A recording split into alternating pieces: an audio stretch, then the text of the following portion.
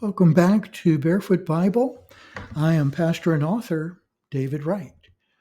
Today we focus on the everlasting gospel, discussing Revelation 14, 4 through 6. Let's begin with verse 4.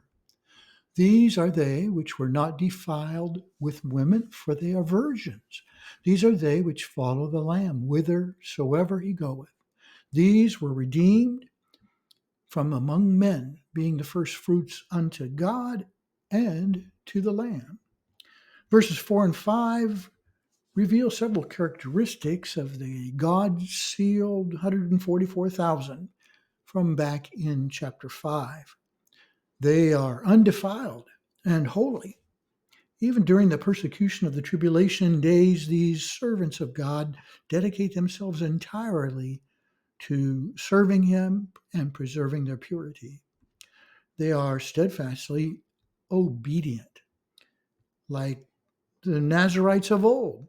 The 144,000 will be fully dedicated to serving God, and they are the first fruits of God, the first fruits of the harvest. According to Jewish law, the first fruits are always delivered to the Lord of the harvest for him to receive and celebrate. And there's a first fruits offering made.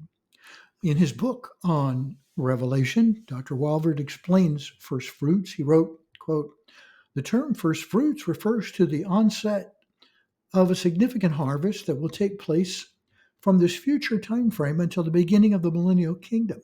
The 144,000 represent the godly nucleus of Israel, symbolizing the nation's redemption and the glory of Israel that will emerge in the kingdom."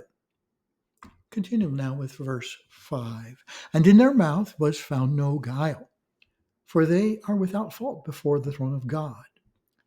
The 144,000 represent the antithesis of the lies and deceptions of the Antichrist and the false prophet. And in contrast to the tribulation world they inhabit, they will be judged by God and found not guilty or found innocent. Even in the darkest days of Earth's history, the faithfulness of the 144,000 should inspire every believer to ask God to transform us to become people more like them and of course to become more like Jesus, as God's word declares. Continue verse 6. I saw another angel fly in the midst of heaven, having the everlasting gospel to preach unto them that dwell on the earth, and to every nation and kindred and tongue and people.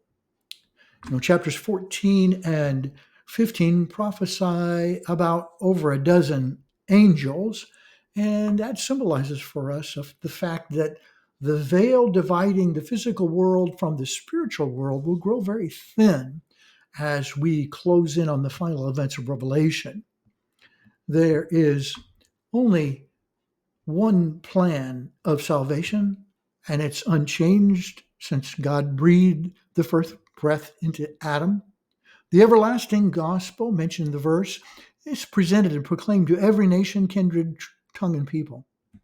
So all who reject Jesus' free gift end up representing themselves at their own destiny trial. That's called self-representations, where you do without a defense attorney.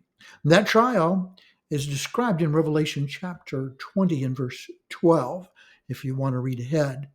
John provides a glimpse of the trial and its results. So a final message will soon be preached. A last witness will be given out to the unsaved. A closing offer of salvation will one day be extended. Should we worry? Well, not for ourselves, but we should pray fervently for those in our family who may be unsaved, for our friends and co-workers who don't know Jesus. And then we should courageously share God's message of salvation as if it were possibly their last chance.